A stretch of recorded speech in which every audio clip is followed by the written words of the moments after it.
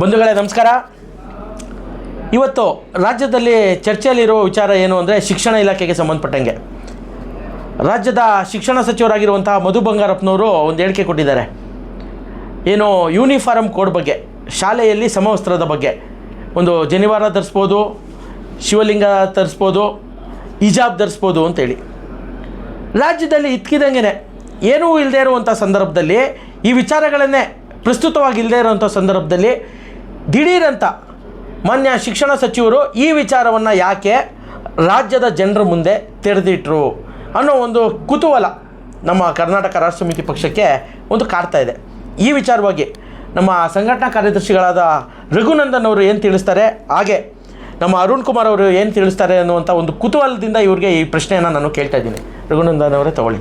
ಈಗ ಸಾಮಾನ್ಯವಾಗಿ ನೋಡಿರ್ತೀರ, ಕಾಂಗ್ರೆಸ್ಸು ಮತ್ತು BJP ಇವೆರಡೂ ಪಕ್ಷಗಳು ಒಂದೇ ನಾಣ್ಯದ ಎರಡು ಮುಖಗಳು.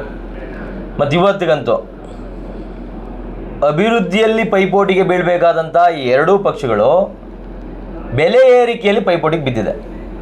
ಕೇಂದ್ರ ಸರ್ಕಾರ ಯಾವುದೋ ಒಂದರ ಬೆಲೆ ಏರಿಸಿದ್ರೆ ಇಮಿಡಿಯೇಟಾಗಿ ರಾಜ್ಯ ಸರ್ಕಾರ ಇನ್ನೊಂದರ ಬೆಲೆ ಏರಿಸುತ್ತೆ. ಯಾಕೆ? ಇವರು ಪ್ರಶ್ನೆ ಮಾಡಬೇಕಾಗಿತ್ತು, ಇವತ್ತು ಪ್ರಶ್ನೆ ಮಾಡೋದರ ಬದಲಾಗಿ ಅವರು ಏರಿಸಿದಾರಲ್ಲ, ಇದೊಂದು ಒಳ್ಳೆ ಅವಕಾಶ, ನಾವು ಏರಿಸ್ಬಿಡೋಣ. ಈಗ ಇವ್ರು ಕೇಳಿದಂಥ ಇನ್ನೊಂದು ಈ ವಿಚಾರಕ್ಕೆ ಹೋಗೋದಾದರೆ, ಇವತ್ತು ತಮಿಳುನಾಡಲ್ಲಿ ಒಂದು ಪ್ರಾದೇಶಿಕ ಪಕ್ಷ ಮುನ್ನೆಲೆಗೆ ಬಂದಿದೆ. ತಮಿಳುನಾಡಿನಲ್ಲಿ ಪ್ರಾದೇಶಿಕ ಪಕ್ಷ ಮುನ್ನೆಲೆಗೆ ಬರ್ತಾ ಇದ್ದಂಗೆ ಇಡೀ ದೇಶಾದ್ಯಂತ ಒಂದು ಪ್ರಾದೇಶಿಕತೆಯ ಕೂಗು ಅಥವಾ ಪ್ರಾದೇಶಿಕತೆಯ ಒಂದು ಇದು ಮೊಳಕೆ ಹೊಡೆದಿದೆ. ಸೊ ಇದು ಇನ್ನೊಂದಿಷ್ಟು ಬಲವಾದರೆ ನಮ್ಮ ಅಸ್ತಿತ್ವಕ್ಕೆ ಧಕ್ಕೆ ಆಗುತ್ತೆ ಅನ್ನೋ ಇದರಲ್ಲಿ ಇವತ್ತು ಈ ಧರ್ಮದ ದಂಗಲನ್ನು ಮತ್ತೆ ಬೆಂಕಿ ಹಚ್ಚಿ ಮುನ್ನೆಲೆಗೆ ತರುವಂಥ ಹಳೆ ಚಾಳಿಗಳಿಗೆ ಈ ಎರಡು ಪಕ್ಷಗಳು ಬಿದ್ದಿದ್ದಾವೆ. ಇವತ್ತು ಈಗಾಗಲೇ ಗೊತ್ತಿದೆ ಯಾರನ್ನ ಯಾರು ಓಲೈಕೆ ಮಾಡ್ತಾರೆ ಏನು ಅಂತ ಅಂದ್ಬಿಟ್ಟು. ಹಂಗಾಗಿ ಈಗ ಇದು ಇಂಥ ವಿಷಯಗಳನ್ನು ಮುನ್ನೆಲೆಗೆ ತಂದರೆ ಈ ಥರದ ವಿಚಾರಗಳು ಗೌಣವಾಗ್ಬಿಡುತ್ತೆ ಅದರೊಳಗಡೆ. ಸೊ ಆ ಕಾರಣಕ್ಕೆ ನೀವು ಹಿಜಾಬ್ ಹಾಕೊಂಡು ಬನ್ನಿ, ಜನಿವಾರ ಹಾಕೊಂಡು ಬನ್ನಿ, ನಿಜವಾಗ್ಲೂ ಇವತ್ತು ದೇಶದಲ್ಲಿ ಪೆನ್ ತೊಗೊಬನ್ನಿ, ಪುಸ್ತಕ ತೊಗೊಂಬನ್ನಿ, ಕರೆಕ್ಟಾಗಿ ಓದ್ಕೊಳ್ಳಿ ಮಕ್ಕಳ, ಕರೆಕ್ಟಾಗಿ ಬಟ್ಟೆ ಹಾಕೊ ಬನ್ನಿ, ಮತ್ತು ಇದನ್ನೆಲ್ಲ ಸರಿಯಾದ ಸಮಯಕ್ಕೆ ಕೊಡಬೇಕು, ಮತ್ತು ಸರ್ಕಾರಿ ಶಾಲೆಗಳನ್ನು ಉಳಿಸ್ಬೇಕು ಅಂತ ಮಾತಾಡಬೇಕಾದಂಥ ಇಂಥ ಅಯೋಗ್ಯ ಸರ್ಕಾರಗಳು ಇವತ್ತು ಜನಿವಾರ ಹಾಕೊಂಬನ್ನಿ, ಹಿಜಾಬ್ ಹಾಕೊಂಬನ್ನಿ, ಅದು ಹಾಕೊಂಬರ್ಬೇಡಿ, ಇದು ಹಾಕೊಂಬರ್ಬೇಡಿ ಅನ್ನೋ ರೀತಿಯ ಒಂದು ಧರ್ಮದ ಇದನ್ನು ಅಮಲನ್ನು ಜನರ ತಲೆಯಲ್ಲಿ ತುಂಬಿ ತಮ್ಮ ಬೇಳೆಗಳನ್ನು ಬೇಯಿಸ್ಕೊಳ್ಳೋದಕ್ಕೆ ಈ ರೀತಿ ನಾಟಕಗಳನ್ನು ಆಡ್ತಾ ಇದ್ದಾವೆ ಸೋಗಲಾಡಿ ಸರ್ಕಾರಗಳು ಅನ್ನೋದು ನನ್ನ ಭಾವನೆ. ಈಗ ಈ ವಿಚಾರ ಮುನ್ನೆಲೆಗೆ ಬಹುಶಃ ರಾಜ್ಯದ ಶಿಕ್ಷಣ ಸಚಿವರಾಗಿರೋಂಥ ಮಧು ಬಂಗಾರಪ್ಪ ಅವರು ಸರ್ಕಾರಿ ಶಾಲೆಗಳನ್ನು ಉಳಿಸಬೇಕಾಯಿತು, ಅಲ್ಲಿಗೆ ಬೇಕಾಗಿರುವಂಥ ಮೂಲಭೂತ ಸೌಕರ್ಯಗಳನ್ನು ಕಳಿಸ್ಬೇಕಾಗಿತ್ತು. ಇದ್ರ ಜೊತೆಗೆ ನಿಮಗೆಲ್ಲ ಗೊತ್ತಿರ್ಬೋದು, ಕಳೆದ ಒಂದು ದಶಕದಲ್ಲಿ 40,000ಕ್ಕೂ ಹೆಚ್ಚು ಸರ್ಕಾರಿ ಶಾಲೆಗಳು ಇವತ್ತು ಅವನತಿ ಕಡೆ ಹೋಗಿದೆ, ಬಹುಶಃ ಮುಚ್ಚೇ ಬಿಟ್ಟಿದ್ದೇವೆ. ಈ ಸಂದರ್ಭದಲ್ಲಿ ಮುಂದಿನ ಶೈಕ್ಷಣಿಕ ವರ್ಷಕ್ಕೆ ಅನುಕೂಲವಾಗುವಂಥ ರೀತಿಯಲ್ಲಿ ಇವ್ರು ಮಾಡಬೇಕಾಗಿದ್ದ ಕೆಲಸಗಳೇನು? ಬರೀ ದಾಖಲಾತಿ ಆಂದೋಲನ ಮಾಡೋರು ಸಾಕಾಗಲ್ಲ ಶಾಲಾ ಶಿಕ್ಷಕರು. ಅದ್ರ ಜೊತೆಗೆ ಆ ಶಾಲೆಗಳಿಗೆ ಬೇಕಾಗಿರುವಂಥ ಮೂಲಭೂತ ಸೌಕರ್ಯ, ಕುಡಿಯುವ ನೀರಿನ ವ್ಯವಸ್ಥೆ, ಶೌಚಾಲಯದ ವ್ಯವಸ್ಥೆ, ಮಕ್ಕಳಿಗೆ ಬೇಕಾದಂಥ ಒಂದು ಸೂಕ್ತವಾದ ವಾತಾವರಣ, ಅಲ್ಲಿಗೆ ಬೇಕಾಗಿರುವಂಥ ಅಧ್ಯಾಪಕರ ಕೊರತೆ ಇದೆಯಾ, ಅದನ್ನು ನೀಗಿಸ್ಬೋದಾ ಅನ್ನೋದನ್ನು ಯೋಚನೆ ಮಾಡಬೇಕು.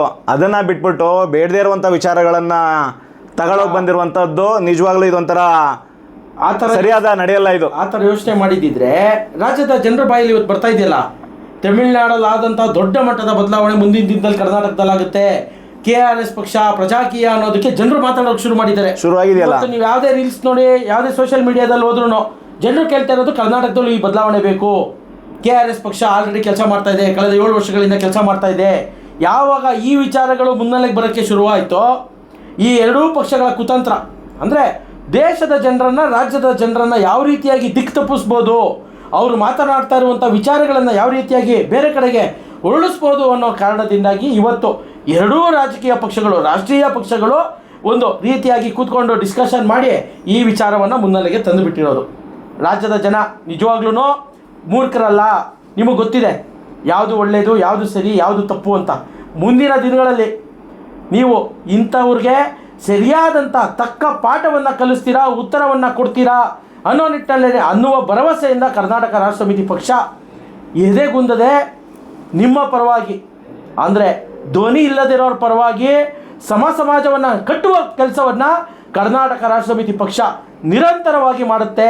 ಯಾರು ಏನೇ ಅನ್ನಲಿ, ಈಗ ನಮ್ಮ ವಿಚಾರ ಮುನ್ನೆಲೆಗೆ ಬಂತು ಅನ್ನೋ ಕಾರಣಕ್ಕೆ ಈ ರೀತಿಯಾಗಿ ತರ್ಬೋದು, ಆದರೆ ಜನರ ಮನಸ್ಸಿಂದ ನಾವು ಮಾಸಲ್ಲ.